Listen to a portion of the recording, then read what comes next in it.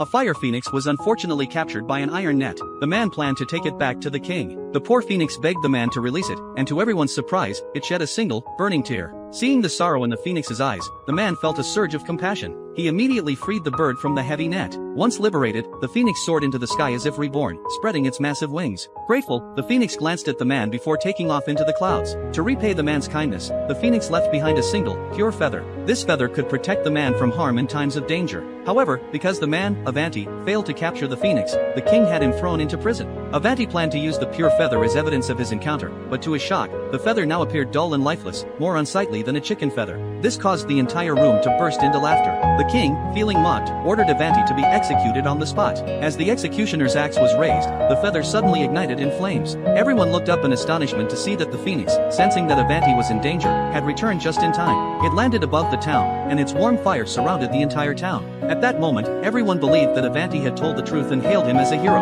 The king, begrudgingly, awarded Avanti in front of everyone, though secretly he harbored resentment. Soon after, the king issued another command. He ordered Avanti to wake the snow princess from the peak of the snow mountain and bring her back to marry him as the queen. The journey was perilous, and the king thought Avanti would surely perish along the way. However, what the king didn't know was that Avanti had a magical little horse to assist him. Together, they quickly reached the peak of the snow mountain, but a massive ice door blocked their path. When Avanti was at a loss, the pure feather flared up again, diving straight into the ice door. In the blink of an eye, the thick ice door melted into water, and the little horse, whose short legs couldn't keep up, was swept away and frozen into an ice ball, getting stuck on a cliff. Undeterred, Avanti cautiously entered the ice palace and finally met the legendary snow princess. At that moment, the pure feather spoke the magic words to awaken her from her slumber. However, when the snow princess learned that her suitor was an old, miserable man, she immediately refused to go with him. In a dramatic act, she grabbed Avanti and jumped off the cliff. Fortunately, the little horse fluttered its wings just in time and rescued them both. Avanti managed to bring the princess back to the palace, but she refused to marry the king, citing the absence of her grandmother's ocean heart ring. When they learned that the ring had been swallowed by a giant whale, the king immediately summoned Avanti again. Once again, the task of retrieving the ring fell to Avanti.